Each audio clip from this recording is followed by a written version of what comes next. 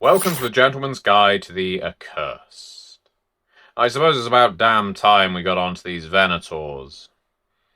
So-called hunters of the accursed, though not all of them brandishing blazing swords, crucifixes, cloves of garlic, and other such remedies against the accursed. Indeed, most of these tools are as effective against an accursed as they would be against any mortal. I know of plenty of Hungary that actually enjoy garlic. Indeed, I know plenty of Hungary that enjoy Christianity.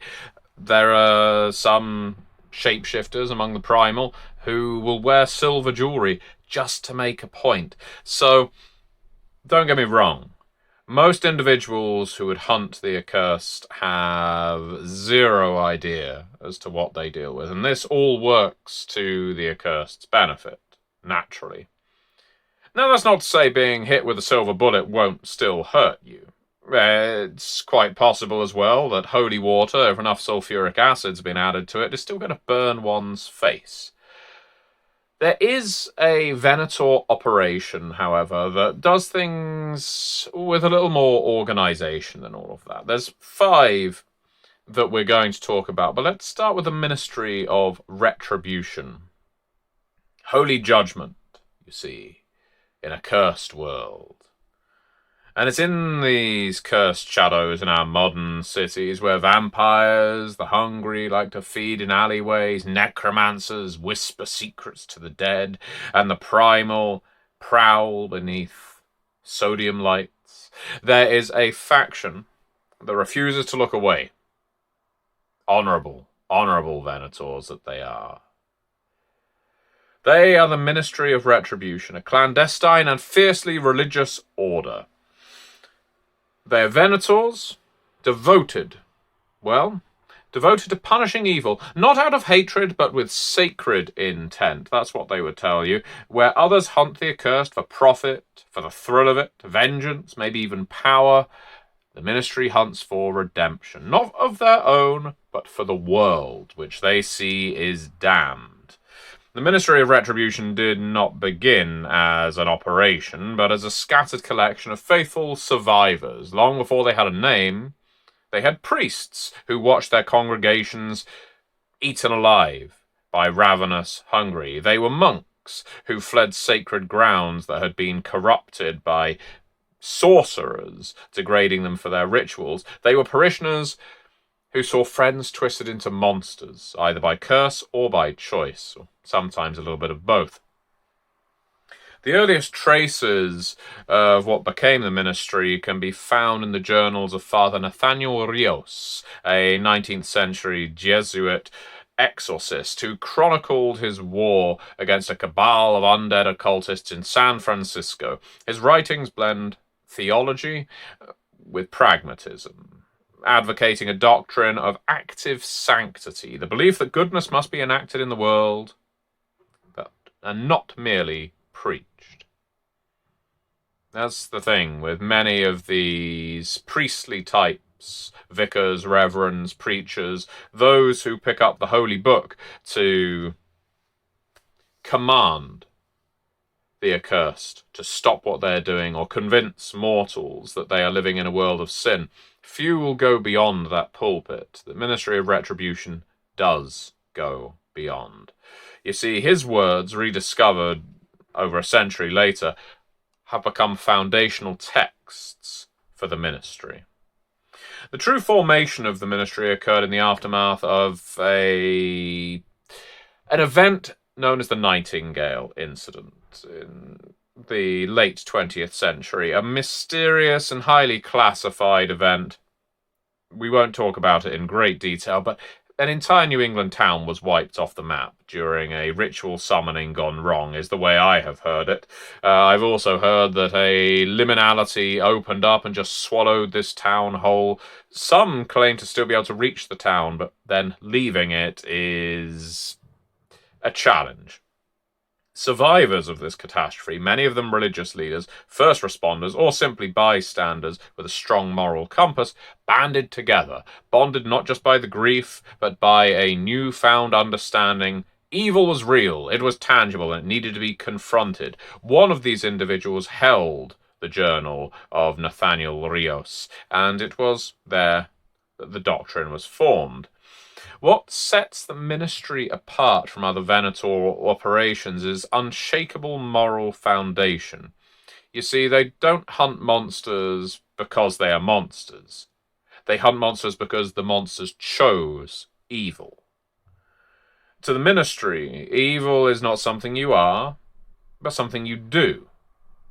The accursed are not inherently damned. A vampire who refuses to kill, a primal who protects instead of destroys, a sorcerer who uses their powers to heal. These individuals are not their enemies. They may be watched, even tested. The Ministry of Retribution is very fond of testing the morality of others, but they are not targets. This worldview is crystallized into the ministry's central tenet, first penned by Rios himself. Do not judge someone based on their appearance, but by their actions. And if those actions are evil, they must be judged harshly. Retribution, not vengeance. Justice, not wrath. These concepts are drilled into every initiate. The ministry holds that emotion must never cloud righteousness. Killing a monster out of hate is no different than a monster killing out of hunger. Every mission is approached with deliberation and prayer, and most cells include a spiritual advisor whose role is to remind hunters of this purpose and their limits. The Ministry of Retribution is organized into autonomous cells, often referred to as chapters, scattered across major cities and rural regions plagued by supernatural activity. Each chapter includes a shepherd, a spiritual leader, a retributor, field commander, and several Venators trained in combat, arcana, and investigative methods.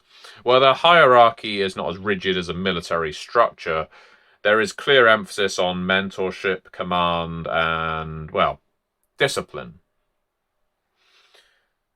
If you break discipline within the Ministry of Retribution, you are likely to find yourself ejected from it. It is quite interesting how a group that doesn't have the aggressive tendencies of some Venators is quite so militantly controlled. Ministry Venators undergo rigorous training, not just in arms and arcane theory, but in theology, ethics, and conflict resolution. They are expected to understand the creatures they hunt, to distinguish between those who can be saved and those who must be destroyed.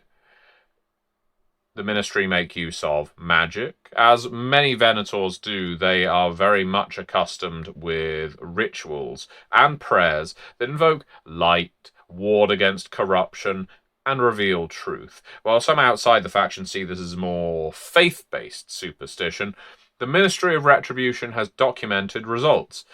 Blessed relics that burn the hungry, psalms that dispel illusions, and rituals that turn outcast taint into ash. Their missions typically involve more than just killing. They will investigate rumors of possession or corruption, counsel cursed individuals seeking redemption, and organize community efforts to fight despair and fear. They know that the strongest chance, the greatest chance of defeating damnation is to band people together, not simply to inform them, but to give them the power, give them the knowledge, give them the energy to fight back. But only fight back in the right way. A blasé approach of destroying all that stands before you is not in keeping with the Ministry of Retribution's playbook. Then they will investigate rumors of possession, as I say. The arm of the Ministry of Retribution that focuses on possessions is probably the most well known. Everyone has, of course, heard of exorcists. What many don't realize is Several of those famous exorcisms were carried out, or at least investigated, by the Ministry of Retribution. That is their front face. It's where they deal with people, it's where they start to educate, and it's where they have their most close contact with the dead, for example. The dead and demonic figures, outsiders from liminalities and beyond. It's where they educate themselves as well. It is their intention to sow good where evil thrives. Despite their righteous aims, the ministry is not without its own shadows, of course. You wouldn't be Operation if you didn't have a few secrets. The world of the accursed is murky, and the line between justice and zealotry is easy to blur. Some chapters, especially the older and more isolated ones, have embraced a more dogmatic interpretation of the ministry's teachings. These scourged chapters believe all accursed are inherently damned and must be purged regardless of actions or intent. As I was saying, groups like this don't see much in the way of understanding from their fellow members of the ministry. In fact, this is a cause of some civil conflict. It is becoming a point now that the Scourge chapters are, in many cases, being targeted as being just as damned as a Hungarian outcast sorcerer. The ministry, therefore, condemns such extremism, but it struggles to rein in these rogue elements, especially as some have acquired significant local power and influence. Rumours persist that certain Scourge cells are secretly backed by wealthy donors or even factions within the Catholic Church. Moreover, the ministry's use of magic raises its own questions. Where exactly does this power come from? Are these rituals holy in nature, or are they simply utilizing damned powers? They claim to walk in the footsteps of the divine, but even the leaders of the Ministry of Retribution admit they receive no direct communion from a deity. The Sisters of the Cross, an all-female subsect of warrior nuns within the ministry, speak of visions and signs, but never of clear divine mandates. There are whispers that their power might not come from heaven at all, but from something older, something that approves of their righteous fury. And then they are sometimes known as revenants, former accursed who now work within the ministry. These are extremely rare, and their presence is controversial. Some claim these individuals are proof of redemption, others call them ticking time bombs. Still, their very existence supports the ministry's belief that even the damned can find a path to light, if given the chance. The Ministry of Retribution, then, walks a narrow path. They are warriors of faith in a faithless world, determined to do the most good when good is hard, unpopular, or unclear. Hell, there are certain governments right now that would tell you that being good, showing empathy, is a weakness. They don't kill for sport or for coin. They fight because someone must stand between humanity and the darkness, not with hatred, but with hope. Their greatest weapon is not the blessed blade or the holy incantation, but their unwavering belief that the world can be better. Isn't that just sweet? They are rare lights in a time of shadows, and each time they kneel to pray before entering a battle, they remind themselves of their mantra: we choose this path, not because we were called, but because it is right. Whether they succeed in this mission, in the long term, to defeat evil, not just with the sword, but with compassion and conviction, remains to be seen. But in the dark, cursed corners of the world, the ministry stands tall, and that is enough to give some of the damned pause.